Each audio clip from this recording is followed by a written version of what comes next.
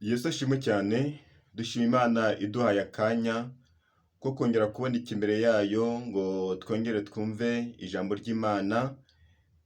Bakunzi bakunda iyi televiziyo y'Urukundo TV entre parenthèses amour de Dieu, mukunda kubana natwe umunsi ku wundi, dushima Imana cyane ikomeje kutwongera amahirwe yo kubaho n'umwanya n'ubundi ijambo ry'Imana, ariko cyane nikomeza kwibutsa abantu utarakora subscribe yayikora hamwe na share kugira ngo ukomeye cyane dushyigikire bagenzi bawe kuba babona nabo ibyigisho, uko abantu benshi ntabwo ariko bagira amahirwe yo guhita babibona gutyo.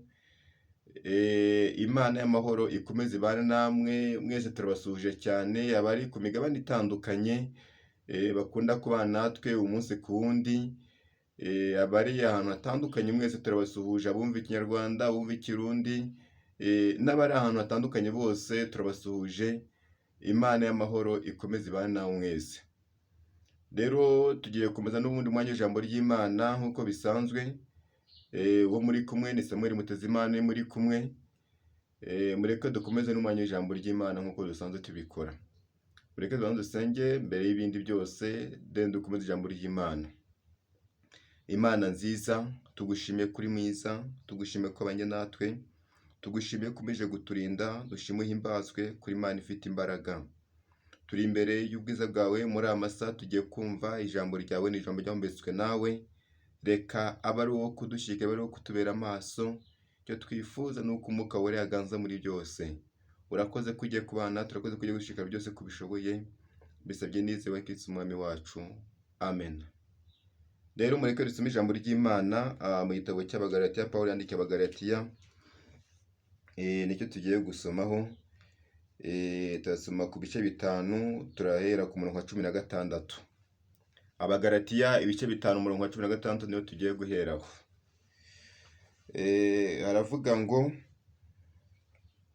Aravuga ngo ndavuga nti muyoborwe n'umwuka, kuko aribwo mutazakora ibyo kamere irarikira. Kuko kamere irarikira ibyo umwuka yanga, kandi umwuka yifuza ibyo kamere yanga, kuko ibyo bihabanye. Nicyo gituma ibyo mushaka gukora atari byo mukora. Ariko niba muyoborwa n'umwuka, ntuma mugitwarwa n'amategeko. Amena.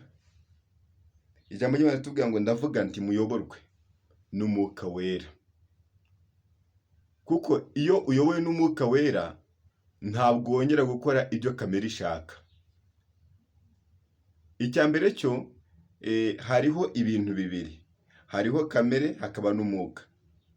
Kandi iteka ryose umuntu wese uko yameze kose, ibyo bintu bibiri biba bituranye. Iteka ryose umuntu avukana icyo bita kamere. Avukana kamere, niyo umuntu niyo avukana iteka ryose. Kuko iyo utarinjira neza muri Kristo, iyo utarinjira neza mu Mana, ya kamere yawe niyo ikomeza kugenda ikuyobora uko bukeye n'uko bwije. Ariko iyo umaze kwinjira mu Mana, kamere yawe Imana ihita iyikuraho, ukisanga ntiwiyoborwa n'umwuka. Muri make Kristo ubwiwe akaba ari ukuyobora mu byo ukora byose, ibyo uvuga byose. Ugasanga hari ibintu byinshi cyane watekereza yuko byakugira akamaro muri iyi si, ariko kubera ko umaze kwakira Kristo mu buzima bwawe, bikaba byagufasha cyane guhita uyoborwa nawe, ibya kamere bikavaho burundu. Amena. Rero ijambo riradusaba ngo tuyoborwe cyane n'ikintu bita umwuka, kuko ibyo umwuka yifuza bitandukanye n'ibyo kamere yifuza. Amena. Rero ikibazo dufite cyane muri iyi minsi, abantu benshi cyane turimo turashaka kwiyobora. Ubundi iyo umuntu arimo ashaka kuba yakwiyobora, ashaka kuyoborwa n'amarangamutima yiwe, n'ubundi uwo nguwo ntabwo aba arimo arayoborwa n'ikintu bita umwuka wera. Kuko iyo ushaka kuyoborwa n'umwuka wera, uremera umwuka wera akaba yakuyobora mu nzira zose ashaka. Muri make, icya mbere cyo, niba ushaka kuvuga ngo ndashaka kuyoborwa n'ikintu bita umwuka wera, uzabanza wemerera Imana ize ikuyobore ubuzima bwawe bwose. Ubundi abantu cyane muri iyi minsi rero turimo turinjira cyane mu kintu cyitwa agakiza, ariko tugashaka no kuba twayoborwa cyane na za kamere zacu. Ugasanga umuntu pe agaragara ngo yarakijijwe, imirimo yose yo mu itorero yose ayikora neza nta n'ikibazo, ugasanga ari ibyacuma arabitanga, amaturo arayatanga, afasha abantu benshi batandukanye, ariko ugasanga afite ingeso ziwe zamunaniye. Nubwo wabimubwira uri umuyobozi runaka, aravuga ngo niba ahangaha ariho hazampereza ijuru, nzaribure. Dufite abantu benshi cyane mu matorero atandukanye, muri make bo bagenda bayoborwa cyane n'ikintu cy'isi. Yabona umuntu w'isi arimo aragenda gutya, yabona akavuga ngo uriya muntu ngo ni umusitari runaka, ngo ni umuntu runaka ngo ukomeye, ngo twabonye yambaye gutya na gutya, nange rero ngo reka nambare gutya, ibi ngibi ntacyo bitwaye. Ugasanga umuntu muri make ni umukristo, ariko ugasanga arashaka kugira imyambarire ihabanye cyane n'imyambarire y'abakristo. Ugasanga umuntu ni umukristo, imivugire yiwe ihabanye cyane y'abakristo. Ugasanga umuntu ngo ni umukristo, ariko uko agenda, uburyo yitwara kose bitandukanye n'abakristo. Ubundi hari ibintu bigomba kuranga wa muntu wavuze ngo namenye Imana. Icya mbere, ibintu by'imyambaro. Ibintu by'imyambaro buri muri rusange, wakagombye cyane kureba ibishoboka byose ugashakisha ukuntu wakwambara Kristo, kuko iyo wambaye Kristo ukambara uyu mwuka wera, niwe ugushoboza, niwe ukwigisha ibyo ugomba kwambara ibyo ari byo, niwe ukwigisha imvugo ushobora kuba wavuga izo arizo, niwe ukwigisha uko ushobora kuba wagenda, niwe ukwigisha ibintu byose. Kristo we ubwiwe afite ubushobozi bwo kuba yakubwira icyo ugomba kuba wakora mu gihe gikwiriye. Amena. Yesu ashimwe cyane. Igihe niki kugira ngo tuve mu bigare byinshi cyane turimo tugenderamo by'amadini atandukanye. Ubwo icya mbere cyo, idini nta kintu kiza gigufasha cyo kuba wagera mu ijuru, cyakora cyo bazakwishingira inzira zimwe na zimwe zishoboka, ariko gufata icyemezo niwo ugomba gufata icyemezo ku ruhande rwawe. Icyo mbabwira niko kuri, murebe ukuntu cya mbere mwabanza guhinduka. Ubanza uhinduke cyane mbere y'ibindi byose. Ubanza wibaze cyane, ubanza wibaze isaha Kristo aramusaje yasanga ameze gute. Icya mbere cyo, nta yindi nzira twabona yo kutugeza mu ijuru usibye kwizerera muri Kristo. Kristo niwe nzira yonyine gusa yonyine yatugeza ku bugingo, izatugeza mu ijuru. Rero kuba utamwizera, kuba n'ubundi ubeshya ngo uramwizera ariko ibikorwa byawe bimwakana, aho ngaho menye neza yuko nta bugingo wifitiye. Umeze nk'abariya abandi bose n'ubundi bagiye babigaragaza bitabigaragara. Rero buriya abantu benshi cyane twagombye kubanza gutekereza. Nubwo tuva ngo Kristo ngo yaratinze ngo sinzi ibikiri bike, ariko wagombye kubireba ukabanza ukibaza. Burya ubwo nta muntu ujya upfa uri munsi yanjye. Burya nta muntu ujya upfa uri hejuru yanjye. Urwego rwose waba uriho ntabwo rwakubuza gupfa. Umwanya wose waba wicayemo ntabwo watuma udapfa. Ubuzima bwose waba ubayemo ntabwo bwakubuza gupfa. Aho ugomba kwibaza, ubwo nimpfa nzajya he? Nimpfa nzajya hehe? Banza ubyibaze cyane, ubanza ubitekereze, ubanza ubyibwire mu mutima wawe. Igihe niki ngo ube wareka ibintu by'ibigare, ufate umwanzuro, Imana yongere ikuyobore, Imana yongere ibane nawe muri byose. Nicyo kintu gifite agaciro, nta kindi. Amena. igihe ni iki? Fata umwanzuro ku buzima bwawe, fata umwanzuro wongere wisuzume, fata umwanzuro wongere wisubiremo cyane, wongere wibaze cyane, ubwo nyuma y'ubu buzima nzajya hehe, nyuma y'ibi bintu bimeze gutya no gutya nzajya hehe. Banza ubitekerezeho cyane, ubanza ubyibazeho cyane. Igihe kirageze kugira ngo wifatire umwanzuro hagati muri wowe. Ntabwo uzagendera mu bigare ngo bikomeze gutyo. Abantu barimo barekerama cyane ngo uburenganzira bwabo. Urekere uburenganzira bw'iki? Icyambere cyo banze wemere cyane Kristo akuyobore mu nzira zose zishoboka. Nabyo kuza uvuga ngo ngewe ngo hoya, ngo ibintu byo kwambara gutya na gutya, ngo ibingi ngo ndabirambiwe. Muri make abantu benshi cyane bafite imyizere bagiye bagira, umuntu akumva yuko ngo kwambara igitambaro, ngo kwambara amajipo maremare, ngo kwambara ngo ibintu ngo zimeze gute, ngo nibyo bizatanga agakiza. Ariko agakiza kari mu kwizerera Kristo nk'umwami wawe n'umukiza, maze akaba yakuyobora. Nta hantu uzigera ubona agakiza, nta na hamwe. Ariko banza wizere cyane Kristo, wongere umwemere cyane, yongere akubere umwami n'umukiza, yongere akubere icyitegererezo kizima. Kristo yongere akubere byose. Amena. Ongera umwizere, ongera umwiringire, ongera umwiringire cyane, ongera umwizere cyane, wongere umwikomezeho. Amena. Kuko abantu benshi cyane dupfiriye cyane mu bintu bimeze nk'amatorero. Mufite imigenzo y'amatorero muri kujya mugenderemo cyane, mujye mubwo n'ibintu by'amatorero cyane, aho ngo ube wayoborwa n'umwuka wera. Niyo mpamvu ijambo risaba ngo nababwiye ngo muyoborwe n'umwuka wera. Uko iyo ufite icyo bita umwuka wera, umwuka wera akaba yakuyobora, ntabwo uyoba. Ariko nugenda kuri iyo migenzo y'amadini urimo ugenderamo itandukanye, iyo migenzo nta namwe izigera ikugeza.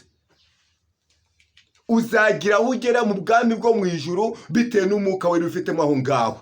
Ariko ibintu by'imigenzo mwagiye mwihereza, mugendamo, iyo migenzo nayo mugomba kumenya yuko iyo ni imigenzo bagiye bizanira itavuye mu kuri kw'ijambo. Umugenzo wese uzasanga utandukanye na Bibiliya, uzamenye ko uwo mugenzo utavuye ku Mana. Amena. Kuko amadini yabaye menshi, amadini menshi cyane kandi afite imigenzo itandukanye. Rero ibintu byo kugenda mupfira mu bintu by'amadini, banza ubyihore, banza ubivemo. Abantu benshi bagiye mupfira mu madini mu buryo butandukanye. Ariko igihe ni iki kugira ngo wongere ufate umwanzuro ku buzima bwawe. Igihe ni iki kugira ngo wongere cyane, wongere wisubiremo, wongere weze cyane. Ahangaha ntabwo ndi mu bigare se, bimeze gute? Banza wongere wisuzumemo cyane, wongere witekerezeho, wongere wibaze cyane uko bimeze muri rusange. Amena. Igihe ni iki ngo ufate umwanzuro. Igihe ni iki kugira ngo wemerere cyane umwuka wera kuyobore. Icyambere cyo, iyo umuntu afite umwuka wera ntabwo akora icyaha n'igisa nacyo. Iyo umuntu afite umwuka wera niwe ukuyobora inzira zose wacamo. Umwuka wera niwe mujyana nawe, umwuka wera niwe ukugira inama, umwuka wera niwe uba byose kuri wowe. Nta na kimwe wakora utari kumwe n'umwuka wera. Ariko iyo uri kumwe n'umwuka wera, we agenda akuyobora mu nzira zose wajyamo, akuyobora ahantu hose waba ushaka kujya, ukaba uri kumwe n'umwuka wera iteka ryose. Ariko abantu benshi cyane turi mu bigare bikomeye cyane. So kuva mu bigare bitandukanye bidafite agaciro, maze Kristo abe yakumurikira, maze wajyana Kristo aho agiye hose. Muri make ubana Kristo, kuko iteka ryose iyo uri kubana Kristo, haba ari no mu kazi, ntabwo wakoresha ikintu bita icyaha muri wowe. Amena. Igihe ni iki ngo bafate umwanzuro uve mu kintu bita kamere. Ubundi iteka yose hari abantu usanga bavukana kamere, ugasanga umuryango muvuka mu miryango ifite kamere zikomeye cyane, byajya bindi bita za karande, ku buryo umuryango mwese mugira ikintu cyo kubeshya. Ugasanga imusekuruza bajyaga babeshya, nawe ugasanga icyo kintu cyakugezeho, ugasanga nawe wisanga wirirwa ubeshya mu buryo budasanzwe. Hari igihe usanga mu miryango harimo umudayimoni cyangwa harimo kamere y'ubusambanyi. Ugasanga abantu muri make kugira ngo umuntu ajye kubaka urugo bikagorana cyane kubera ikintu bita kamere cyangwa ibintu bita za karande zagiye zimugendaho iteka ryose umunsi ku wundi, akisanga w'abandi kugira ngo ajye kubaka urugo byaramunaniye burundu. n'atari uko yabuze ubushobozi, ahubwo ari ukubera za karande za zindi zazo mu miryango. Umuntu ukisanga yirirwa asenya nta kubaka. Muri make izo zose ni za karande umuntu wese agenda ahura nazo zitandukanye, ariko igihe ni iki kugira ngo wemerere Kristo yongera kuyobore. Muri make uko wamaze kwinjira mu kintu bita agakiza, za karande zose zitazivaho burundu. Kuko icya mbere cyo ntabwo uba ukiyobora, ntabwo uba ukiyoborwa n'amarangamutima y'umuryango, ntabwo uba ukiyoborwa n'abantu bo mu muryango, ahubwo Kristo niwe bakuyobora muri rusange. Igihe ni iki ngo ufate umwanzuro hagati muri wowe wemere cyane Kristo yongera kuyobore cyane. Ubwo Kristo naza kukuyobora araza guhita gusigira uwo mwuka wera, kuko yabonye yuko ari umufasha ukomeye cyane yashoboye kuba yadusigira wo kujya adufasha umunsi ku wundi. Amena. Igihe ni iki kugira ngo mufate umwanzuro ukomeye cyane. Igihe ni iki kugira ngo tuve cyane mu bigare twagiye twinjiramo kubera ubujiji. Kuko ijambo ry'Imana riramubwira ngo iminsi yo kujijwa ni ngo namaze ngo kuyirengagiza. Duko ijambo ry'Imana ko ritubwira.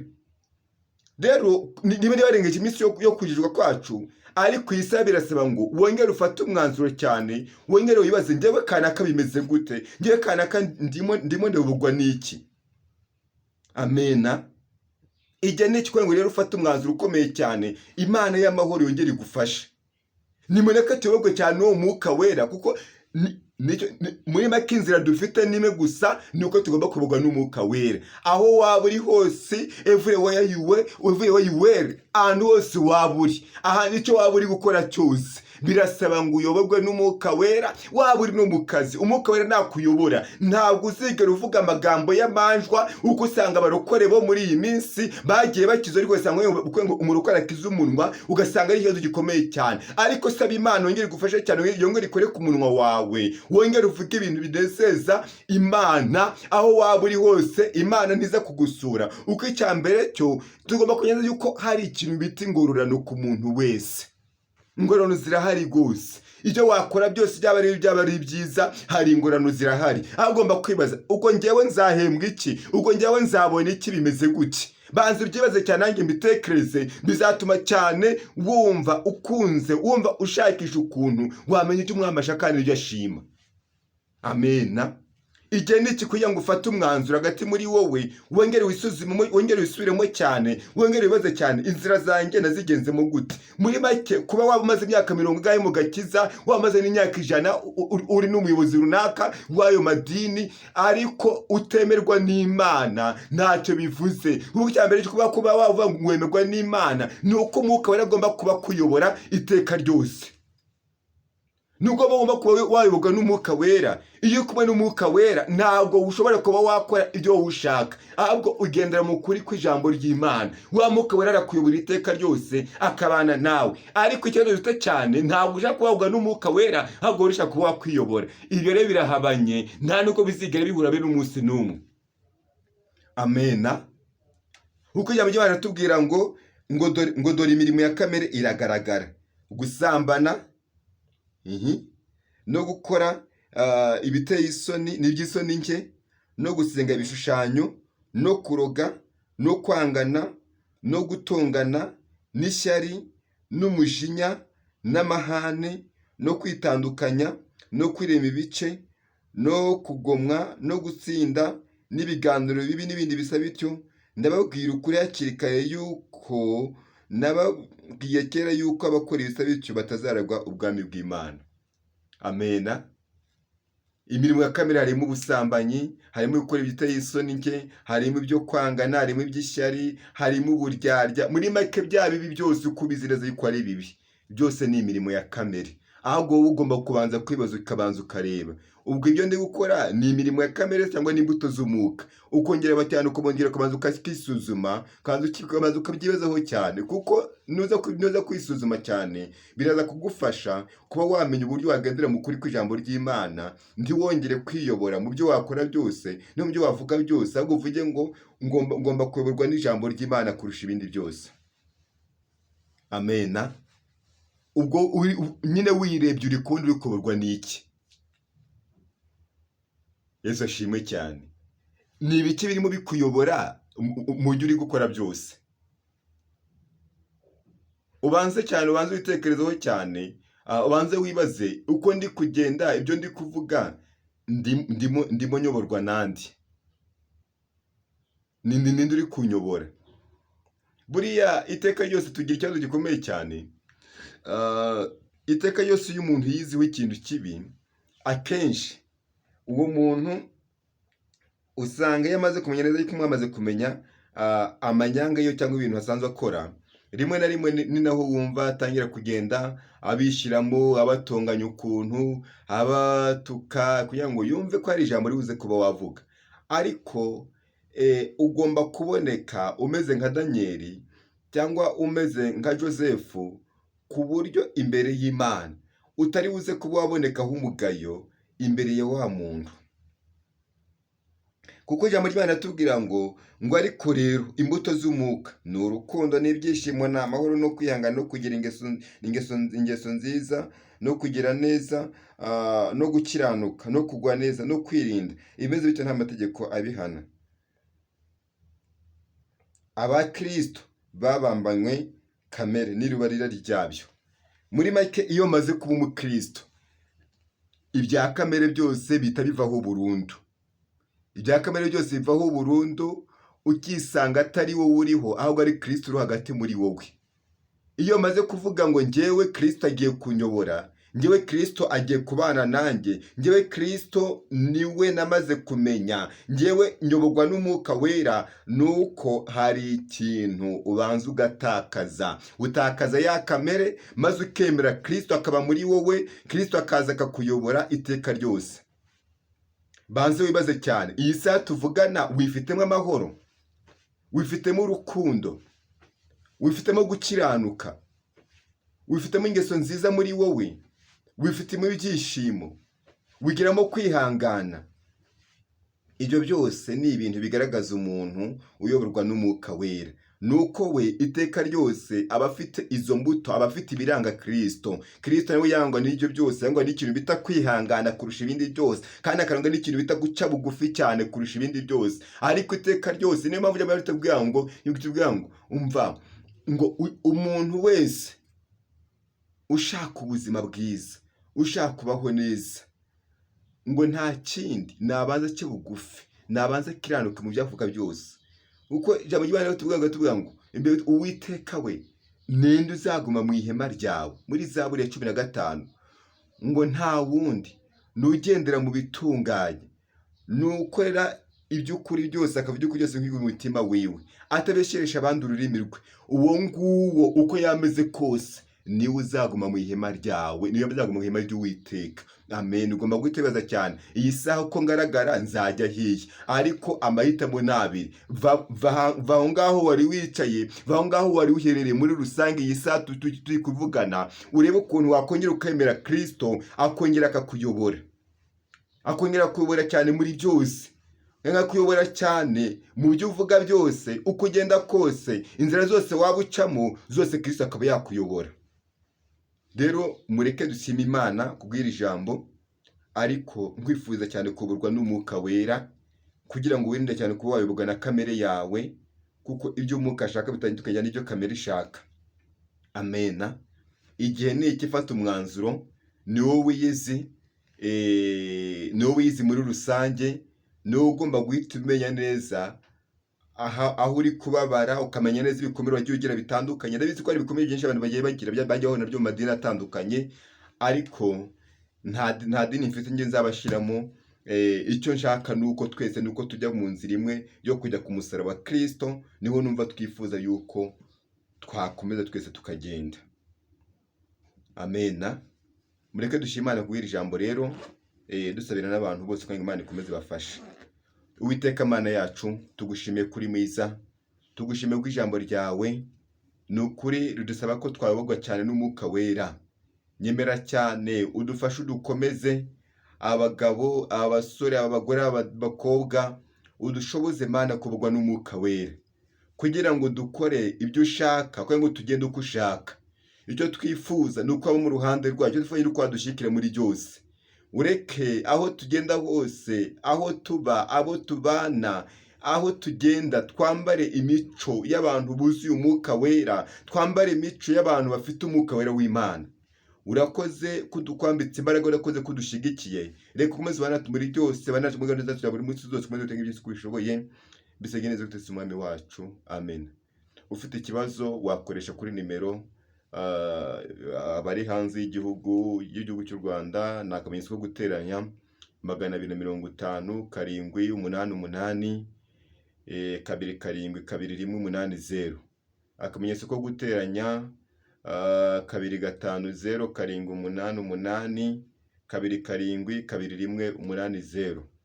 Imana y'amahoro ibahe umugisha. Ufite ikibazo shyira muri komanteri ibyo ushaka kubaza, cyangwa kuri telefoni, iyo nimero iba no kuri WhatsApp, watwandikira, nta nicyo bitwaye. Imana y'amahoro ikomeze ibafashe kandi ikomeze ibahereze umugisha. Murakoze cyane, turacyari kumwe. Shalom shalom.